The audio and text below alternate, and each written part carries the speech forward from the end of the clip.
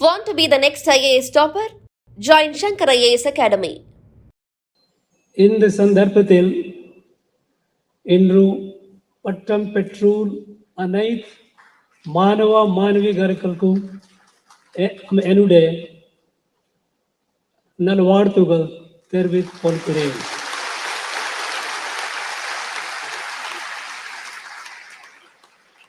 உங்களுக்கும் உங்களுக்கு குடும்ப தினருக்கும் மற்றும் உங்கள் நண்பர்களுக்கும் இந்த நாள் மகிழ்ச்சியான நாளாக அமைகிறது.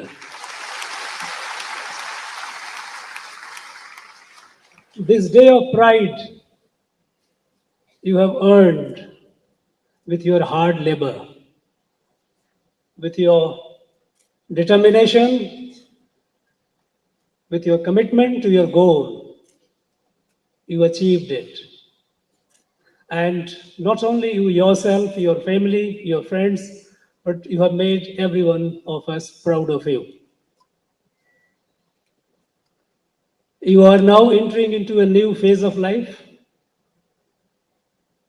You will be earning your living, raising your families. Through your service and enterprise, you will be not only doing the well-being of yourself and your family, but you would be doing a great service to the country. I wish you all the best. Friends, always remember you are the graduates of this prestigious Madras University. The Madras University is not only one of the oldest, but this university has a glorious past. Earlier, a speaker, Minister for Higher Education and Pro-Chancellor named a few luminaries among the galaxies produced by this university. This has produced leaders in all walks of life, leaders for the country, leaders in the field of knowledge. It has produced Nobel laureates. Now it is our endeavor to see that we restore the glory of this university. And I am sure you will be able to do so, and you will commit yourself to doing so.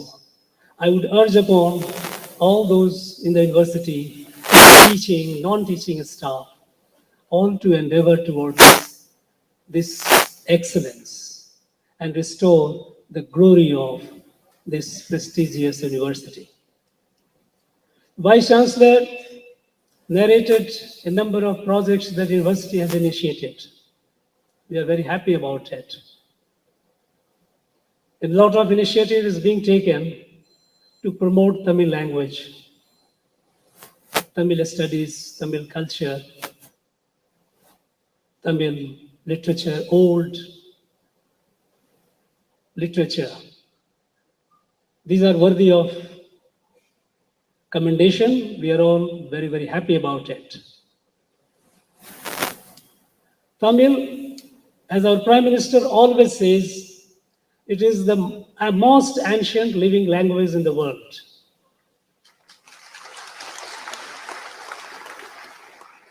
It is enormously rich. It's intellectual and spiritual and literary content. This must spread deep and wide. While in Tamil Nadu, we must continue our effort to spread Tamil in areas where it is not yet reached.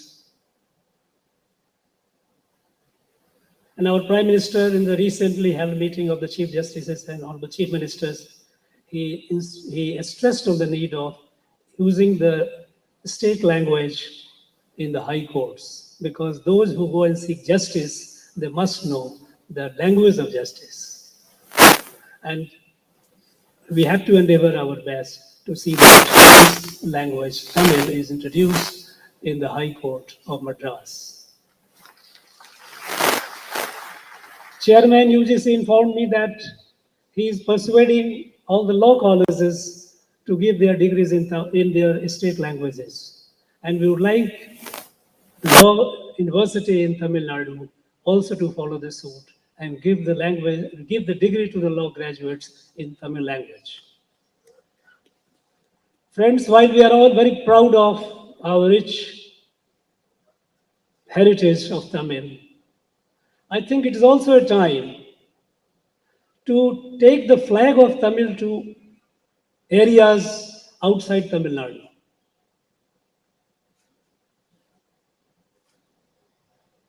You know, there is a saying that there is a lot of merit in converting the non-converted. Tamil in Tamil Nadu is good. It must spread wide and deep. But Tamil, by virtue of being the most ancient language and rich language, it must spread out to other parts of the country. Prime Minister took the initiative and set up a chair in Banaras Hindu University.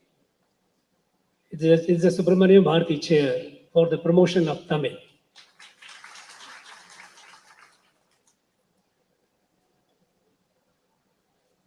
The higher education, the Ministry of Education, Government of India, at the instance of Prime Minister, is also persuading the states, other states, to include Tamil as one of the three languages and give option to the students, non-Tamil students, to learn this language. And in this endeavor, I would urge upon the Honorable Chief Minister that our state government should take the initiative of setting up chairs for Tamil in universities outside Tamil Nadu.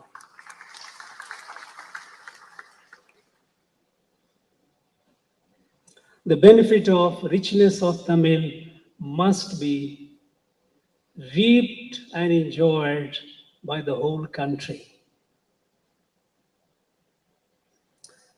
Friends, we are celebrating Azadi Ka Amrit Mahotsav, 75 years of our independence. And in this celebration, we are commemorating our forgotten heroes of independence. We are documenting and paying our homage to their great deeds, their heroic deeds and enormous sacrifices. It is their heroic deeds and enormous sacrifices which are inspirations to us to move forward and achieve the goal, what the country has set for itself in the next quarter century of what is called Amrit Kal, that a golden period. When the country has to lead the world, has to be in a position to be leading the world. And in this endeavor, Tamil Nadu, which has been a progressive state, has a very great role to play. In many areas, Tamil Nadu is way ahead many other states of the country. In the field of spread of education, in field of industrialization, in field of health, this state has done commendable achievements. And it is duly qualified to lead the country.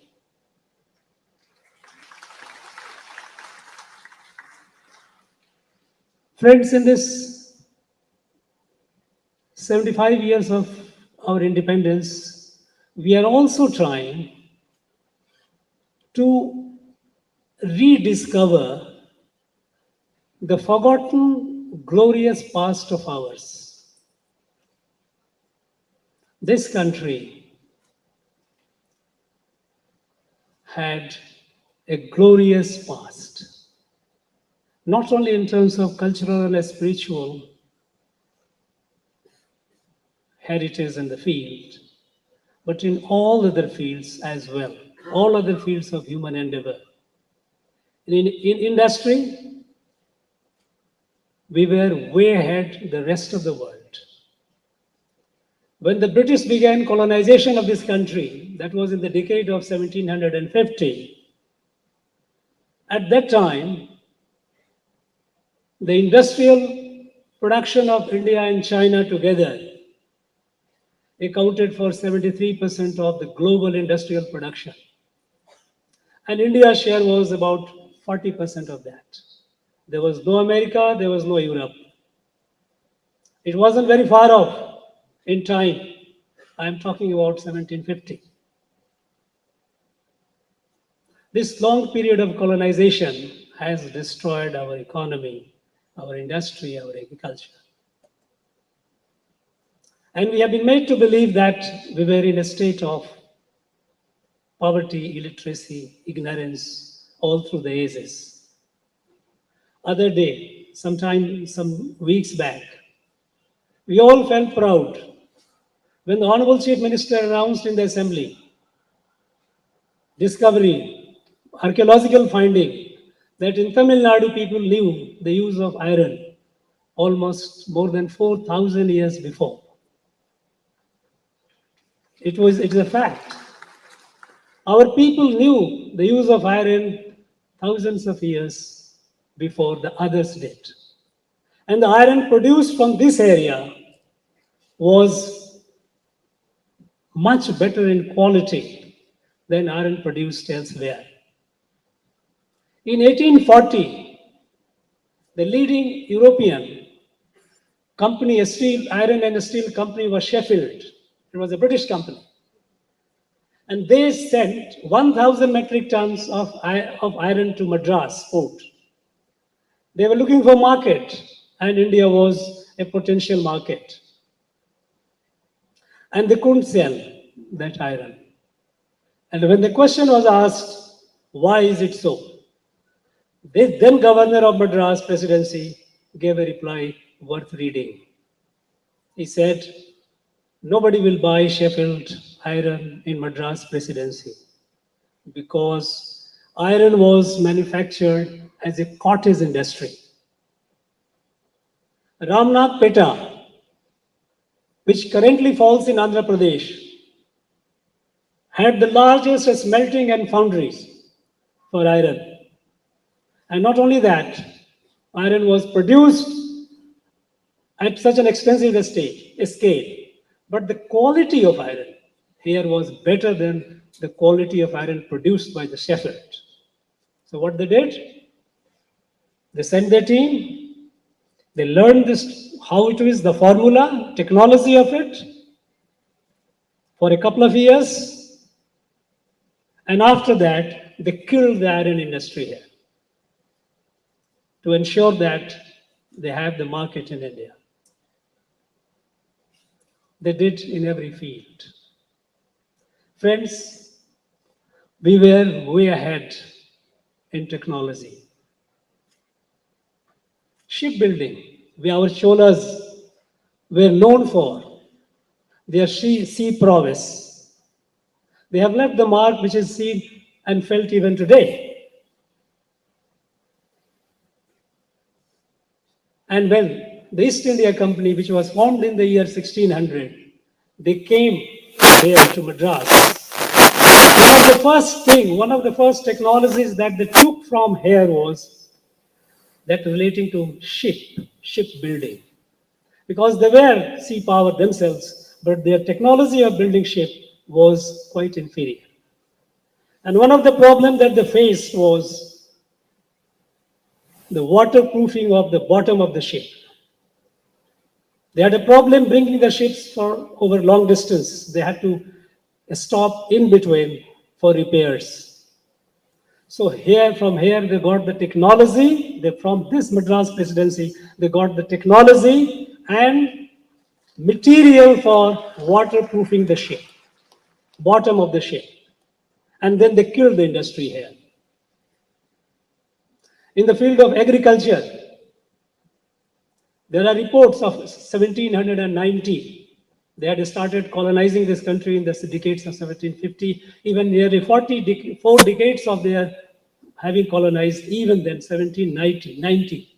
Agriculture of Madras Presidency, the data shows in their report, governor's report shows, our average production of rice was 6 metric ton per hectare.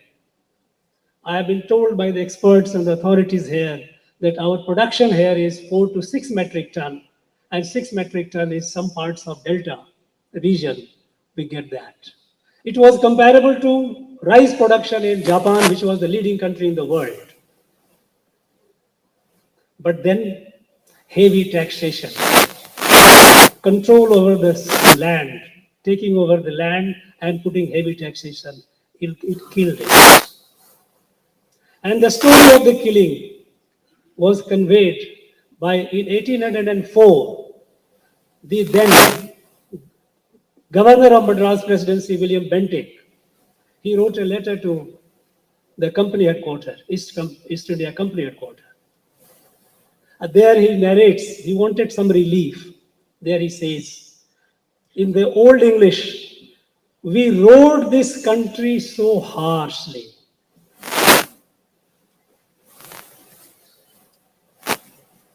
We rode this country so harshly through our excessive taxation that people who were once prosperous have been reduced to lamentable state of poverty. Lamentable state of poverty. And he wanted some relief in the taxation.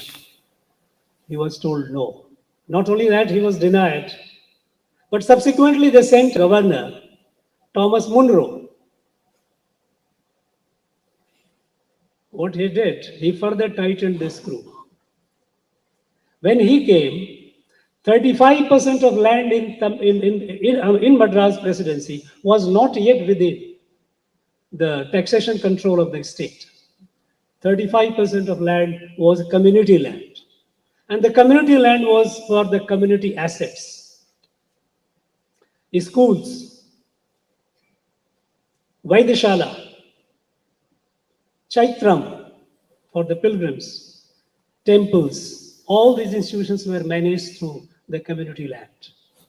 What Thomas Munro did, he reduced that 35% to 5%. 30% of that land was brought into taxation. And as a result, all these institutions over the years perished. Ironically, we have that man's majestic equestrian statue right on our Anna Salai, imperial on the horseback. This was the man who perpetrated perhaps one of the worst tragedies on this place, people of this place. Our education system, there are reports of the then governor. Of course, the report is from all over the country, all the 3 governors, Madras, Bengal, and Bombay, about the indigenous education system. It's worth reading the report. The governor got the report from all the collectors. The smallest district had more than 500 schools. And what were taught there? The subjects taught was literature, mathematics, astronomy, medicine, advanced subjects. And when it comes to astronomy, it was a very, very advanced science at the time. And our institutions in Madras Presidency, they had a seamless exchange with the most ancient seat of astronomical study at Varanasi. Robert Barker, I am telling all these names for those of you who are curious to make a note of it and do the further study. Robert Barker, astronomer, 1772 he came. When British started conquering the territory and colonizing it, they were very much interested in knowing the knowledge system and extent of knowledge that India had achieved. In 1772, Robert Barker came to Varanasi Observatory. very old. He records it was a centuries old, several centuries old at the time. He writes a report about how advanced was the system, their calculation of planetary positions and all, the movement of planets. His report encouraged another professor of astronomy, John Flair, from Edinburgh University. He came a few years later and he has studied at length. And his report is very, very revealing. He says that the charts of the solar system, which that observatory had, dates back to 3102 before Christ. 3102 before, more than 5,000 years since today.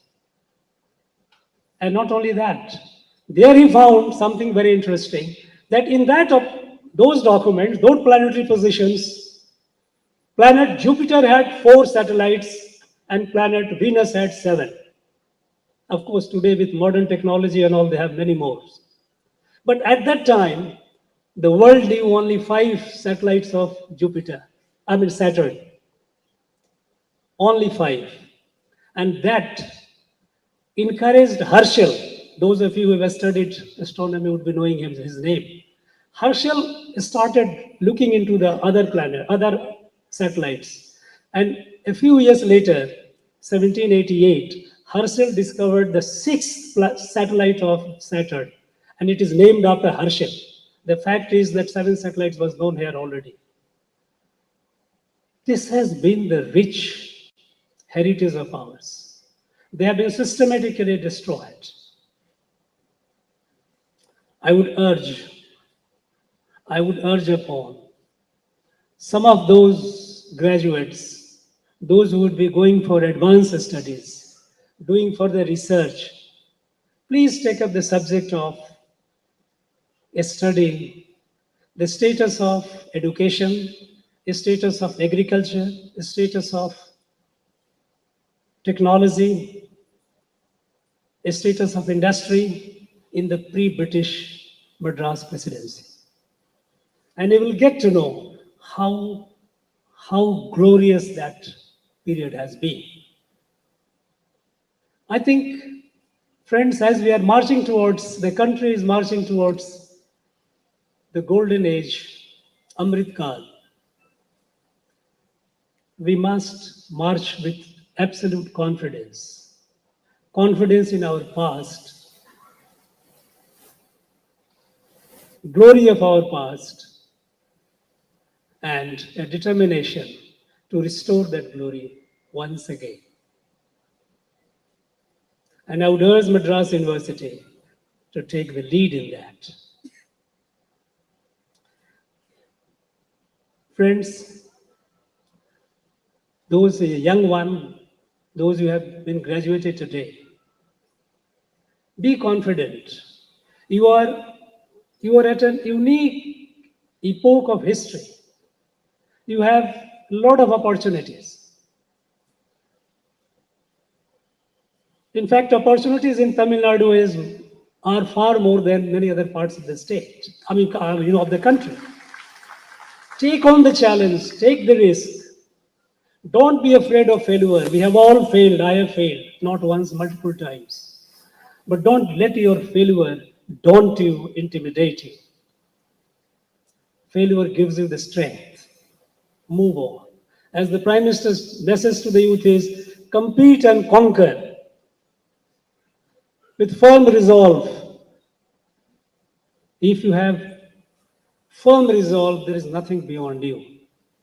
Remember, great Tiruvaruvar, when he talks about firmness of resolve, is Kuran, 666.